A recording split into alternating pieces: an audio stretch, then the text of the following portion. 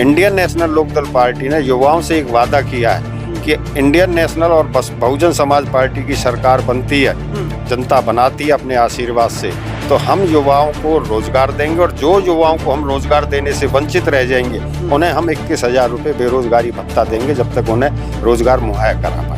और SYL नहर का जब पानी हमारे हरियाणा प्रदेश में आएगा तो पूरे हरियाणा प्रदेश में ना तो किसान की एक इंच जमीन बगैर पानी के रहेगी, ना कोई कस्बा शहर कोई गांव बगैर पानी के नहीं रह सकता, इतना पानी आएगा उसके बाद। इतना काम इंडियन नेशनल लोकदल पार्टी ने किया था, उसके बाद पानी का एक भी कोई काम आगे नहीं बढ़ा। अच्छा, नमस्कार। अभी मौजूद हैं होटल विधानसभा में, मेरे साथ मौजूद हैं जिला अध्यक्ष इनेलो। बातचीत करेंगे क्या कुछ मुद्दे यहाँ पे रहे हैं, क्योंकि उनकी पार्टी पूरे हरियाणा में चुनाव लड़ रही है, यहाँ पे मजबूती से चुनाव लड़ रही है। मुख्य मुद्दे क्या रहे हैं, क्योंकि दो टर्म में बीजेपी ने भी शासन कर लिया, कांग्रेस ने भी कर लिया, मगर कुछ समस्याएं ऐसी हैं जो जस के तस रही हैं, उन पर चर्चा करेंगे मेरे साथ अध्यक्ष जी। अध्यक्ष जी, बताओ क्या समस्याएं रही हैं। मैंने क्योंकि यहाँ पे कवर किया था, पानी की मुझे एक मेन समस्या देखने को मिली। जी, हमारे पलवल जिले में सिर्फ होडल विधानसभा में नहीं, पूरे पलवल जिले में पानी की बहुत बड़ी समस्या है, चाहे वो सिंचाई के लिए हो, चाहे वो पीने के पानी की समस्या हो। इंडियन नेशनल लोकदल पार्टी का जब राज था, चौधरी ओम प्रकाश चौटाला ने रेन्यूएबल परियोजना के तहत होडल कस्बे को और इसके आसपास के गांवों में पानी पहुंचाया था। और सिर्फ होडल कस्बे और आसपास के गांव नहीं, जमुना से रेन्यूएबल परियोजना स्टार्ट करके मेवात तक के लोगों की प्यास बुझाई थी। अब आप पानी के विषय में पूछ रहे हो तो सिर्फ होडल विधानसभा या पलवल जिला ही नहीं, पूरा हरियाणा प्रदेश पानी से लबालब हो सकता है, बशर्ते ये कांग्रेस और इनकी बीजेपी की सोच सही होती। आपने सुना होगा SYL का मुद्दा, SYL सुप्रीम कोर्ट के फैसले आने के बावजूद भी, जबकि सेंटर में बीजेपी की सरकार है और स्टेट गवर्नमेंट भी बीजेपी की सरकार थी, और उस फैसले में क्लियर ये कहा गया था कि सेंट्रल गवर्नमेंट और राज्य सरकारें मिलकर इस नहर का निर्माण कार्य कराएं। अच्छा। लेकिन उस निर्माण कार्य कराने की जगह इन्होंने कमेटियां बनाई।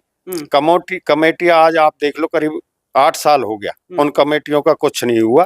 और SYL नहर का जब पानी हमारे हरियाणा प्रदेश में आएगा तो पूरे हरियाणा प्रदेश में ना तो किसान की एक इंच जमीन बगैर पानी के रहेगी, ना कोई कस्बा शहर कोई गांव बगैर पानी के नहीं रह सकता, इतना पानी आएगा उसके माध्यम से। और SYL नहर का जब पानी हमारे हरियाणा प्रदेश में आएगा तो पूरे हरियाणा प्रदेश में ना तो किसान की एक इंच जमीन बगैर पानी के रहेगी, ना कोई कस्बा शहर कोई गांव बगैर पानी के नहीं रह सकता, इतना पानी आएगा उसके माध्यम से। अच्छा, अभी जब खट्टर साहब मुख्यमंत्री थे उस दौरान एक जनसंवाद कार्यक्रम इस क्षेत्र में उन्होंने चलाया था। उस समय मुख्य मुद्दा लोगों ने पानी का रखा था, चाहे वो किसान हो, कह रहे थे कि हमको पानी नहीं मिला, नहर हमारे उसमें जमीन से होकर जाती है। फिर भी बाद में खट्टर साहब भी चेंज कर उन मुद्दों पे वो हर गांव में जाके सौगात दे रहे हैं कि आपका ये काम हो जाए, वो काम कुछ हुआ कि नहीं हुआ? देखो, खट्टर साहब ने तो ये भी कहा था कि मैं किसानों के खेत टेल तक नहरों के माध्यम से अपने किसानों के खेत के लिए पानी पहुंचा रहा हूँ। मैं आपको बताना चाहूंगा, जब उन्होंने ये बयान दिया था,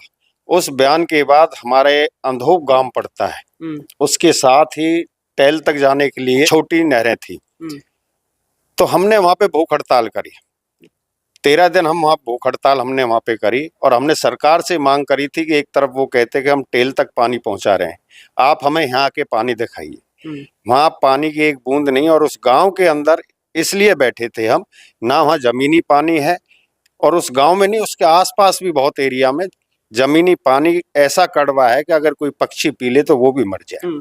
तो खेतों की तो बात अलग है, ये तो पीने तक पानी भी उपलब्ध नहीं करा पाए, ये तो बिल्कुल फेल है। तो पानी की मुख्य समस्या जो हल नहीं कर पाई है, ना कांग्रेस हल कर पाई, ना भारतीय जनता पार्टी। नहीं, स्थिति वहीं की वहीं है। जितना काम इंडियन नेशनल लोकदल पार्टी ने किया था उसके बाद पानी का एक भी कोई काम आगे नहीं बढ़ा। अच्छा, जो पुरानी जो पाइपलाइंस पर हैं वो बिछी हुई हैं, वो सारी इंडियन नेशनल लोकदल की हैं। हाँ, इंडियन नेशनल लोकदल के पीरियड में जितना काम हुआ है वही, उसके अलावा कोई काम नहीं हुआ। तो कांग्रेस सरकारें तो सिर्फ लोगों को झूठ बोलकर लुभावने वादे कर, जिस तरीके से इन्होंने कहा 15 लाख रुपए देंगे, किसान की आय दुगनी करेंगे, लेकिन ना आज किसान की आय हुई है ना 15 लाख रुपए आए।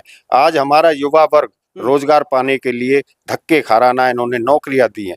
इंडियन नेशनल लोकदल पार्टी ने युवाओं से एक वादा किया है कि इंडियन नेशनल और बहुजन समाज पार्टी की सरकार बनती है, जनता बनाती है अपने आशीर्वाद से, तो हम युवाओं को रोजगार देंगे, और जो युवाओं को हम रोजगार देने से वंचित रह जाएंगे उन्हें हम 21,000 रुपए बेरोजगारी भत्ता देंगे जब तक उन्हें रोजगार मुहैया करा पाएंगे। तो देश भर में समस्या है, किसान परेशान है, नौजवान परेशान है कहीं ना कहीं, तो बदलाव की ओर इस बार हरियाणा पूरा रहेगा। हाँ, किसान तो इतना परेशान है कि ऐसा किसी भी राज्य में नहीं हुआ।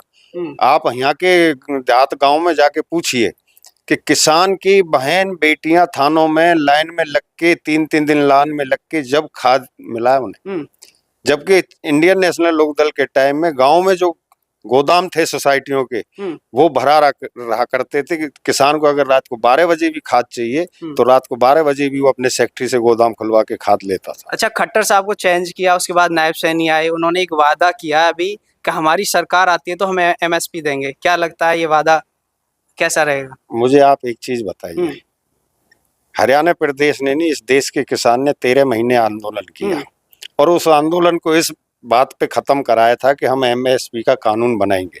क्या एमएसपी का कानून बना आज तक? इन लोगों के पास सिर्फ झूठ के अलावा और कुछ नहीं, तो ये कुछ भी नहीं है इन लोगों के पास झूठ के अलावा। रही बात जो ये किसान की बात करते हैं, किसान को तो इन्होंने इस तरीके से लूटा है, जो ये कहते कि भाई हम 6,000 रुपए किसान निधि दे रहे हैं, 6,000 रुपए के बदले में ये 20,000 निकाल रहे हैं किसान की जेब से। जो खाद का कट्टा 50 किलो का था वो 45 किलो का कर दिया। कीटनाशक दवाइयों के रेट बढ़ा दिए। जीएसटी के माध्यम से इन्होंने नए ट्रैक्टर पे पहले क्या सेल टैक्स हुआ करता था 0%, आज 28% ट्रैक्टर पे टैक्स है। कीटनाशक दवाइयों पे इन्होंने टैक्स लगा दिया जो कि 0% हुआ था। कृषि उपकरण थे वो 0% टैक्स होता, आज जीएसटी के माध्यम से 28%, 12% उन पर टैक्स बढ़ा दिया। तो एक किसान की जेब से 20,000 रुपए निकालते हैं और 6,000 देते हैं, और वो भी सबको नहीं मिल रहे। तो किसान को तो लूटा है इन्होंने, युवाओं को इन्हें छला है, व्यापारी को इन्होंने छला है, छोड़ कर्मचारियों को छला है, पेंशन उनकी बंद कर दी। तो अभी हरियाणा में जवाब देने का वक्त है, चुनाव है, इसी समय होता है, परिवर्तन चाहेगी तो जनता परिवर्तन होगा। तो इस बार जनता परिवर्तन की ओर जाएगी। जनता अपने पूरे मूड में बैठी है। जो वादे इन्होंने करे थे, बुजुर्गों से कहा था कि हम आपकी, इनकी जो सहयोगी पार्टी थी उन्होंने कहा हम 5100 रुपये पेंशन देंगे।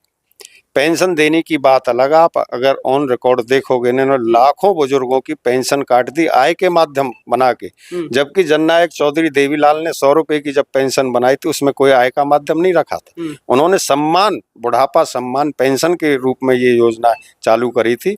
और जितनी भी योजना है, चाहे कन्यादान योजना है या जच्चा बच्चा योजना है या बुढ़ापा पेंशन की योजना है, जितनी भी आम जन की योजना है, सारी की सारी योजना जननायक चौधरी देवीलाल, चौधरी ओम प्रकाश चौटाला के माध्यम से ये चालू करी थी, वही योजना है।